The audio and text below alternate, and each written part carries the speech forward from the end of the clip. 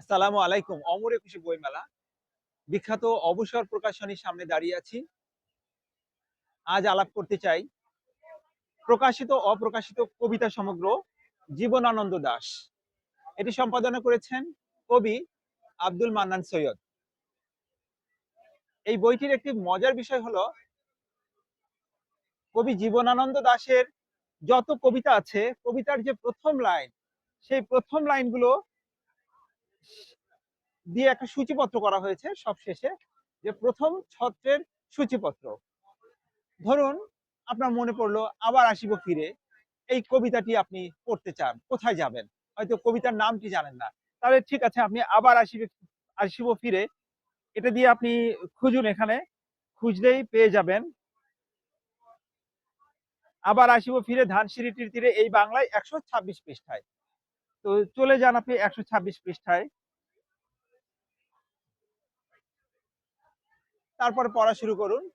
আবার আসিব ফিরে ধানসিঁড়িটির তীরে, এই বাংলায় হয়তো মানুষ নয়, হয়তোবা শঙ্খচিল শালিখের বেশে, হয়তো ভোরের কাক হয়ে এই কার্তিকের নবান্নের দেশে, কুয়াশার বুক ভেসে একদিন আসিব এ কাঁঠাল ছায়ায়। মনে পড়ে গেল আপনার ছোটবেলার কথা, সেই জীবনানন্দ দাশ। তার প্রকাশিত অপ্রকাশিত সবগুলো কবিতা নিয়ে এই বইটি বের করেছে অবসর প্রকাশনী। এটির দাম ধরা হয়েছে 750 টাকা। বইমেলায় 25% ডিসকাউন্টে পাওয়া যাচ্ছে 565 টাকায়। যারা কবিতা ভালোবাসেন, যারা কবিতা লিখতে চান, তাদের অবশ্যই জীবনানন্দ দাশ পড়তে হবে। আপনি বাংলাদেশের যারা সেরা কবি আছে বর্তমানে, তাদের যে কাউকে জিজ্ঞাসা করুন কার কবিতা পড়লে আমি কবিতা লেখা ভালো শিখবো, তারা অবশ্যই জীবনানন্দ দাশের কথা বলবেন। তিনি একজন মহান কবি, আধুনিক ধারার কবি। এই কবি এই বইটি ছাপা ঝকঝকে, ফন্ট গুলো খুবই চমৎকার।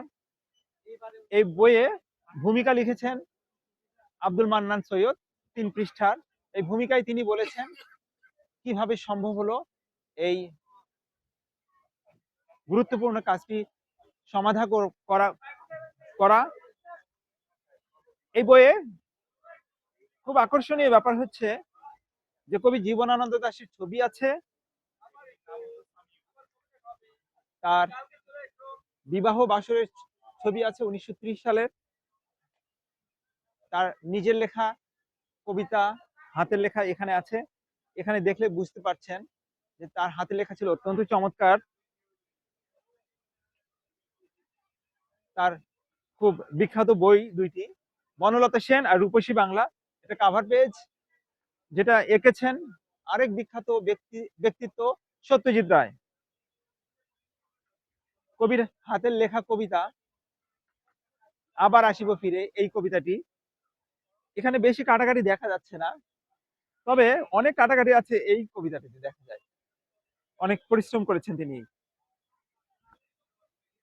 এটি যে কবিতায় তিনি এত পরিশ্রম করেছেন সেটি হচ্ছে সে কবিতা, সে কবিতার হস্তলিপি।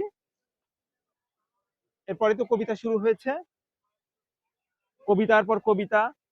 এরপর শেষের দিকে এসে কবি জীবনানন্দ দাশের জীবনী তুলে ধরা হয়েছে সাহিত্যের অন্যান্য শাখায় তিনি যা কিছু লিখে গিয়েছেন সেসবের তালিকা। আরো একটি মজার বিষয় হচ্ছে যে কবি জীবনানন্দ দাশ তিনি পড়াশোনা করেছেন ইংলিশে অনার্স মাস্টার্স অধ্যাপনা করেছেন। আবার তিনি বেশ কিছু নিজের কবিতা ইংরেজিতে অনুবাদ করেছেন। যে কবিতাগুলো ইংরেজিতে অনুবাদ করেছেন এবং যা অনুবাদ করেছেন সেটিও এখানে দেওয়া আছে। সেই সাথে এটা উল্লেখ করা আছে যে তার কবিতাও ইংরেজি ভাষায় অনুদিত হয়েছে। আমরা বইমেলায় আসি অবশ্য যারা কবিতা ভালোবাসি, যারা পড়তে ভালোবাসি, আবৃত্তি করতে ভালোবাসি, লিখতে ভালোবাসি, তারাই এরকম একটি প্রকাশিত অপ্রকাশিত কবিতা সমগ্র সংগ্রহ করতে পারি। আমাদের হাতে যে বইটি আপনারা দেখছেন, আবারও বলছি, এটি অবসর প্রকাশনীতে পাওয়া যায়। বাংলা ভাষার চর্চা বাড়ুক ব্যাপকভাবে, প্রজন্ম হতে প্রজন্মান্তরে কবিতা, গল্প, উপন্যাস বেঁচে থাকুক আমাদের মহান লেখকেরা। যখনই জীবনানন্দ দাশ আমরা পড়ব, মনে হবে যে বৈঠকখানায় তিনি আড্ডা দিচ্ছেন আমাদের সামনে বসে। আসুন এরকম একটি বই সংগ্রহ করি, জীবনানন্দ দাশের সান্নিধ্য উপভোগ করি, কবিতার রস আস্বাদন করি। ধন্যবাদ।